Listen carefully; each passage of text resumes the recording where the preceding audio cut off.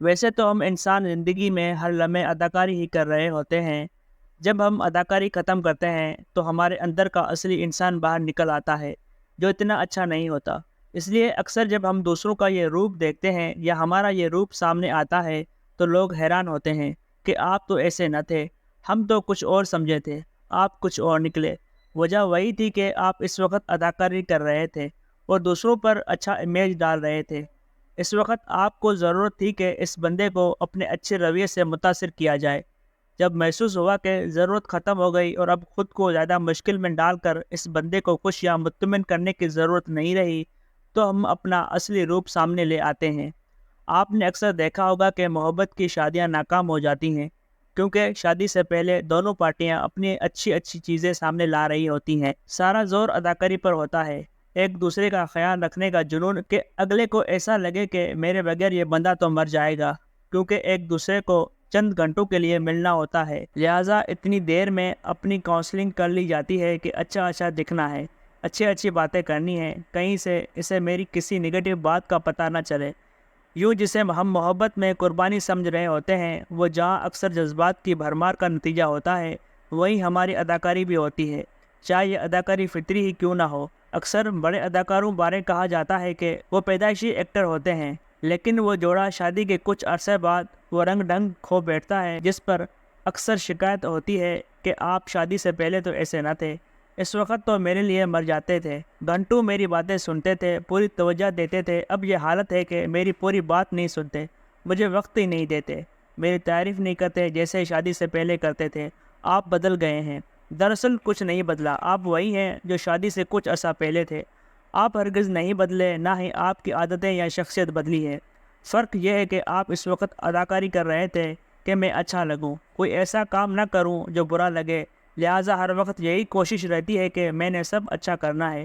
اب مقصد پورا ہو گیا تو کون اداکاری کرے؟ چلیں 1-2 گھنٹہ تو بندہ کر لے، لیکن 24 گھنٹے کون خود کو اس حالت میں رکھے اور اداکاری کرتا رہے؟ چند دن بھی چلیں بندہ کر لے، چلیں چند ہفتے یا چند ماہ، چند سال، اب 30 سال تک کون اداکاری کرے؟ لہٰذا پھر آپ فطری حالت میں آ جاتے ہیں اور اداکاری چھوڑ دیتے ہیں۔ یہیں سے مہابھارت شروع ہو جاتی ہے اور آپ جانتے ہیں پھر نتائج کیا نکلتے ہیں۔ آپ بھی سوچیں گے کہ اتنے لمبے تہمید کس لیے باندھی جا رہی ہے؟ اس تہمید کی وجہ اس وقت پیپلز پارٹی اور نون لیگ کے درمیان جاری لفظی گولہ باری ہے۔ یہ وقت ان دونوں کی اداکاری کا ہے۔ ان کا اصل کردار اس وقت سامنے آیا تھا جب وہ 16 ماہ تک اکٹھے پاور میں رہے اور سب فائدے مل کر اٹھائے، مزے کیے، مگر حکومت ختم ہوتے ساتھ دونوں پارٹیوں نے ایک دوسرے کے خلاف تلواریں سوت لیں۔ ان کی باتوں سے کہیں سے نہیں لگتا کہ چند ماہ پہلے تک یہ ایک دوسرے کے ساتھ کابینہ میں بیٹھے تھے، سب کچھ اچھا چل رہا تھا، اسحاق ڈار کے مقدمات سیٹل ہو رہے تھے، مفرور کی اسٹیٹس سے اچانک وزیر خزانہ بن گئے اور ملک کی معیشت چلانے بیٹھ گئے، اور IMF کو تڑیاں لگا کر اس عالمی ادارے کا کم اور پوری قوم کا طرح زیادہ نکال رہے تھے۔ یہی تڑیاں لگاتے لگاتے وہ ڈالر کو 220 سے 280 روپے تک لے گئے اور حکومت ختم ہوتے ہی دوبارہ فلائٹ لے کر لندن پہنچ گئے۔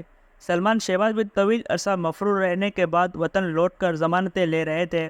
آصف زرداری بھی 40 ارب روپے کے اسکینڈل کا سامنا کر رہے تھے جب فالودہ والوں کے اکاؤنٹس استعمال کرنے کے منی لانڈرنگ کا الزام ان پر لگا تھا اور انہیں اس میں FIA نے طویل عرصہ گرفتار بھی رکھا۔ اس طرح شہباز شریف اور حمزہ شہباز بھی 16 ارب روپے منی لانڈرنگ اسکینڈل میں پھنس چکے تھے اور جس دن وزیر اعظم بنے ان پر یہ مقدمہ قائم تھا، بلکہ یہ مقدمہ اتنا واضح تھا کہ اس میں سزا یقینی تھی۔ دونوں باپ بیٹا اس کیس میں طویل عرصہ گرفتار بھی رہے۔ اب اگر وہ یہ ڈیل نہ کرتے تو یقیناً دونوں کو سزائیں ہوتیں اور وہ نااہل بھی ہوتے، اور یہی کوشش اس وقت کے وزیر اعظم عمران خان کی تھی کہ اگلے الیکشن سے پہلے شہباز کا پتہ کاٹا جائے، جیسے نواز شریف اور مریم نواز کے ساتھ پاناما کیس میں ہو چکا تھا۔ نواز شریف اور مریم نواز کے بعد شہباز شریف اور حمزہ شہباز بھی منی لانڈرنگ کیس میں فارغ ہو جاتے تو گلیاں ہو جاتی سنسان اور مرزا یار اکیلا پھرتا۔ یوں جب نون لیگ اور پیپلز پارٹی والے بڑی مظلومیت سے ہمیں یہ کہانی سناتے ہیں کہ انہوں نے حکومت لے کر اپنا سیاسی ووٹ بینک خراب کر لیا اور ملک کو عمران خان کے عذاب سے بچا لیا، تو اس کہانی پر یقین کرنے کو دل نہیں چاہتا۔ ملک کو فائدہ ہوا یا نہیں، لیکن اس پورے کھیل میں شہباز شریف، حمزہ شہباز، مریم نواز، زرداری، اسحاق ڈار کو فائدہ ہوا اور نیب قانون بدل کر سب کچھ اپنے حق میں کر لیا۔ جو کسر رہ گئی تھی نواز شریف کی واپسی کا راستہ جس طرح صاف کیا گیا، اس نے پوری کر دی۔ یہ کام عمران خان کے وزیر اعظم ہوتے ہوئے نہیں ہو سکتا تھا۔